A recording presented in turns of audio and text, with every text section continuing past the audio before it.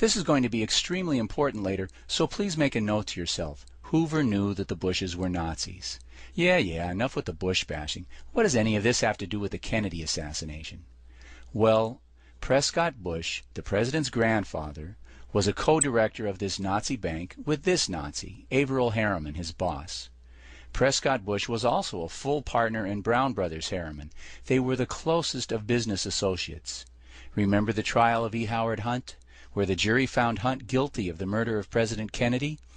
During this trial, Hunt testified that immediately after World War II, he was in Paris working directly for Averell Harriman, reporting directly on a daily basis to his boss. Now ask yourself, how likely is it that two of Harriman's closest business associates never met each other, never had anything to do with each other? It's possible, but it's not likely. So there's a connection. 2 degrees of separation between the president's grandfather and an established Kennedy assassin.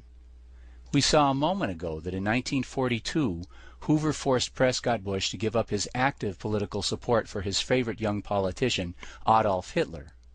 However, 4 short years later, Prescott found another young man to sponsor in politics, Nixon, who is documented as employing Jack Ruby a year after this photo was taken. Nixon, who hired Hunt, who hired Connally, was created and sponsored from the very beginning by Prescott Bush. Now you look at this picture. Do these two look like equals, or does one look like the boss and the other look like the servant? Despite his near arrest as a Nazi a few years before, in this picture Prescott was now a senator. That's juice. And with his help, Richard Nixon, the poor grocer's son, had become vice president. But not for long, remember. He was about to lose to Kennedy.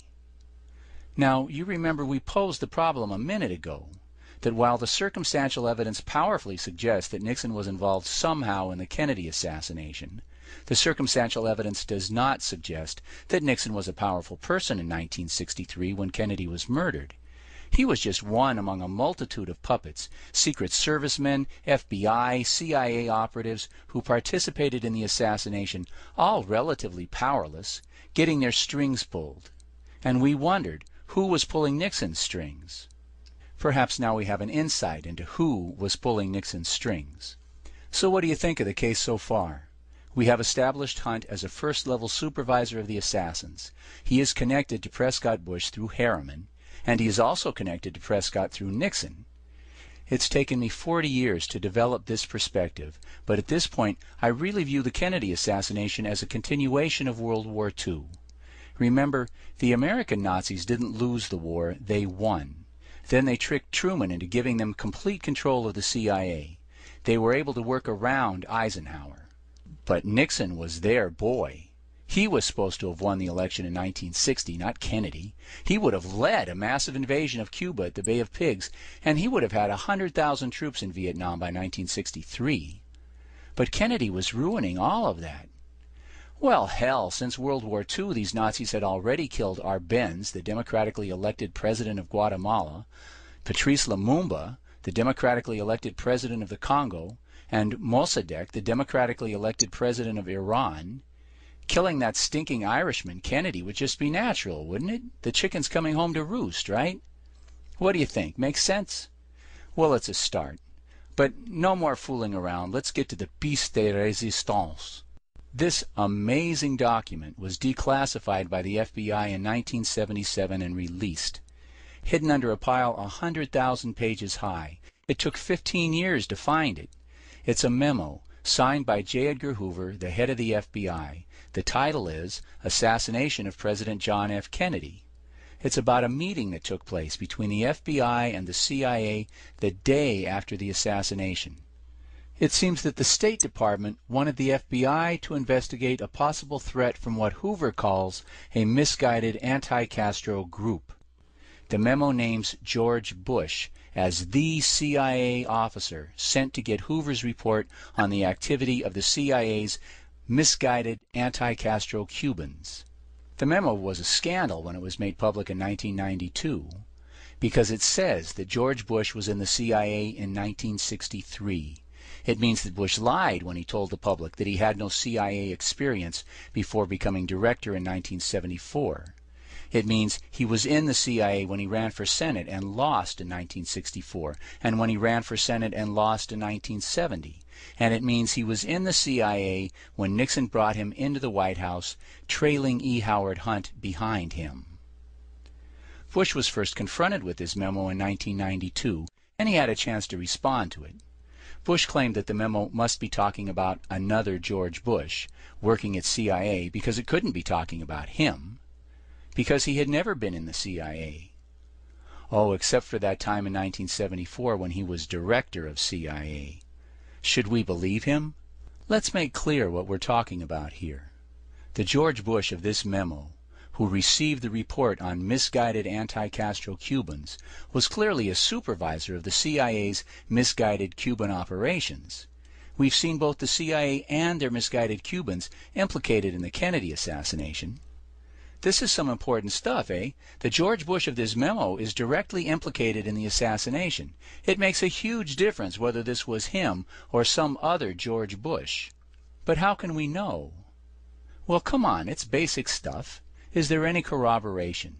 Is there any other evidence besides this memo to show whether Bush was in the CIA at this time, or that shows whether Bush was supervising anti-Castro Cubans? We'll start by looking at Bush's connections.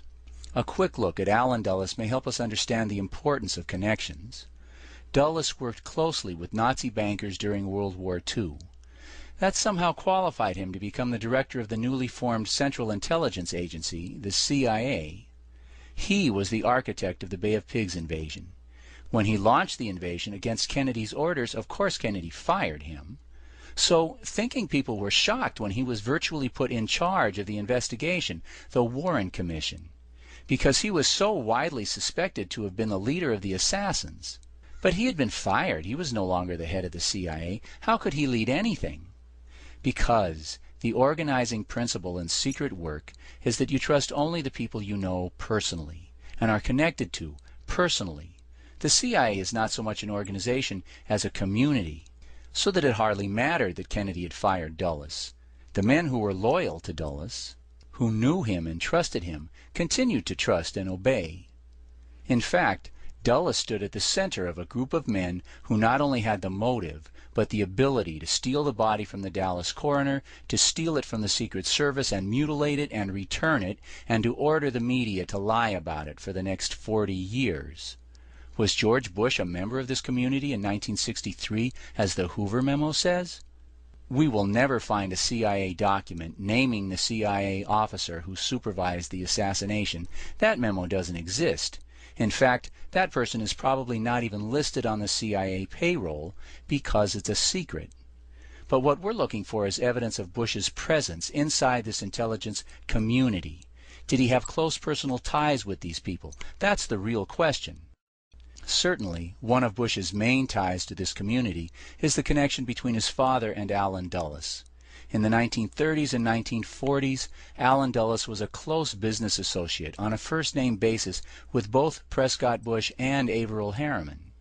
At the end of World War I, before there was a CIA, Prescott worked with Army Intelligence, a forerunner and parallel organization to the CIA.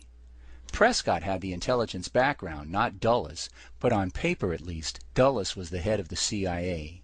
Through Prescott's closest associate, Averell Harriman, Prescott is also tied to Richard Bissell, the CIA Director of Operations for the Bay of Pigs invasion, who was also fired by Kennedy.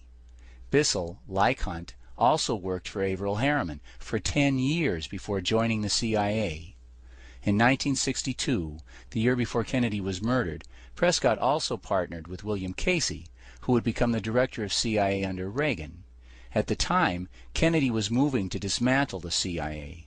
Prescott and Casey together founded the National Strategy Information Center to directly fight against Kennedy's efforts. Now let's pause for a moment to savor this picture, if you will.